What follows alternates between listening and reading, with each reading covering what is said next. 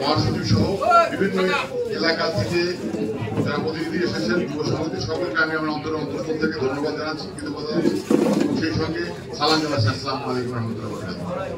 আসলে এমন একটা সময় আপনার মিটিংটা আমাদের এসে গেছে যে আমাদের সবারই অনেক খিদা লেগে গেছে। তো এর মধ্যে আমার চেয়ারম্যান সাহেব বারবারই বলছেন যে এটাকে বেশি কন্টিনিউ করা ঠিক হবে না, তাহলে মানুষজন রেগে যাবে, মানুষজনের আর বক্তব্য শুনতে ইচ্ছা করতেছে না। তারপরেও আমি দু একটা কথা না বললে হচ্ছে না, সমাপনী বক্তব্য হিসাবে আমি দু একটা কথা আপনাদের মধ্যে বলে আমি এখান থেকে চলে যেতে চাই। তো অনেকগুলো কথা আছে যে কথাগুলো না বললেও হচ্ছে না, আবার বললেও খারাপ হয়। অনেক কথা আছে না গ্রামের মধ্যে বলে যে এখন মানে যে ওয়াইফের খাবার রেডি করছিল, সেই খাবারটার মধ্যে কুকুর মুখ দিয়ে দিচ্ছে। এখন তো হাজবেন্ড খুব ক্ষুধার্ত হিসেবে আসছে, আসার পরে হাজবেন্ডকে যদি খাবারটা মানে হাজবেন্ড খাচ্ছে আর কি খাবারটা, ওই খাবারটাই দিচ্ছে না, তো মাইক দেবে। কারণ বাচ্চারা দেখছে, বাচ্চারা বলতেছে যে যদি আমি বাবাকে না বলি, বাবা তো হারাম খায়, আর যদি বাবাকে বলে দিই তাহলে মা মাইক খায়। অনেক সময় এরকম হয় যে অনেক কথা না বললে হচ্ছে না। তো আজকে আমাদের পার্টির যারা মানে এখন নীতি নির্ধারক অথবা আমাদের পার্টি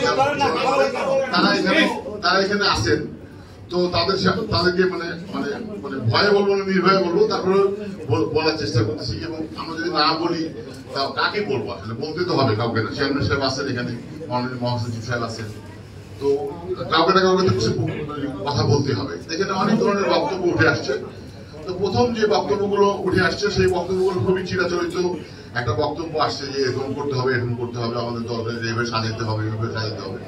তো আমি যেটা প্রথমে মনে করি যে আমাদের দলের যে যারা নীতি নির্ধারণী ফোরাম গুলো আছে সেটা একটা কোয়ালিটি মেনটেন করা দরকার। মানে কিছুদিন আগেও আমাকে মানে সর্বোচ্চ ফোরাম প্রেসিডিয়ামে আমাকে সম্মানিত সদস্য করা হয়েছে। তো আমি সেই জন্য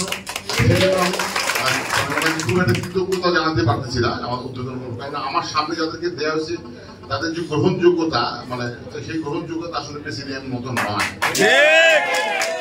আমার মনে হয় যে ওনাদের এই যারা সাধারণ জনগণ আছে, মানে যারা পার্টির যারা লোকজন আছে, যাদের কাছে শোনা উচিত যে কার কেমন ইমেজ, এবং প্রেসিডেন্ট হওয়ার পরে কি যন্ত্রণা শুরু করছে সেটাও তাদের জানানো উচিত। মানে নতুন একটা প্রেসিডেন্ট হওয়ার পরে কত যন্ত্রণা শুরু করছে, এবং বিভিন্ন জায়গায় তাকে দেখা যাচ্ছে বিভিন্ন ধরনের মানে পথ বাণিজ্য করার চেষ্টা করছে, বিভিন্ন ধরনের প্রবলেম আছে, সেগুলো মানুষকে বলতে হবে, কাউকে না কাউকে বলতে হবে। কেউ যদি না বলে তাহলে তো ওনারা জানতে পারবেন না যে কি হচ্ছে ভিতরে। তো এরা বিগত দিনেও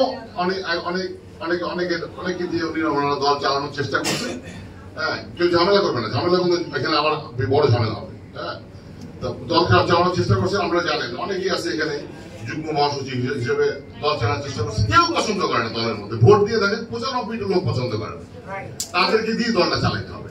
দলটা আপনি সবাই পছন্দ করে, আপনি ক্লিন ইমেজ আছেন, আমাদের মাননীয় মহাসচিব আছেন, সবাই বাংলাদেশের সবাই চেনেন আপনাদেরকে। আপনারা এমন লোক দিয়ে দল চালানোর চেষ্টা করবেন যাদেরকে নিয়ে আপনার পাশে যেন দেখতে সুন্দর লাগে, ন্যাশনালি সবাই। এই ব্যাপারগুলো তো সচেতন থাকতে হবে। আপনারা বলতে পারেন, আপনাদেরকে জিজ্ঞেস করলে আপনাদের কাছে অনেক উত্তর আছে। আপনারা বলবেন যে আমাদের আর তো লোক নাই। লোক যদি নাও থাকে, কাউকে যদি পছন্দ নাও হয়, কেউ যদি খুব কাজেরও না হয়, তার যদি ন্যাশনাল ভ্যালু থাকে, তাকে আপনারা পাশে নিয়ে আপনারা টেলিভিশনের সামনে আসবেন, দেখতেও ভালো লাগবে, আমাদের গ্রহণযোগ্যতা আর হচ্ছে যে দল এই যে এখন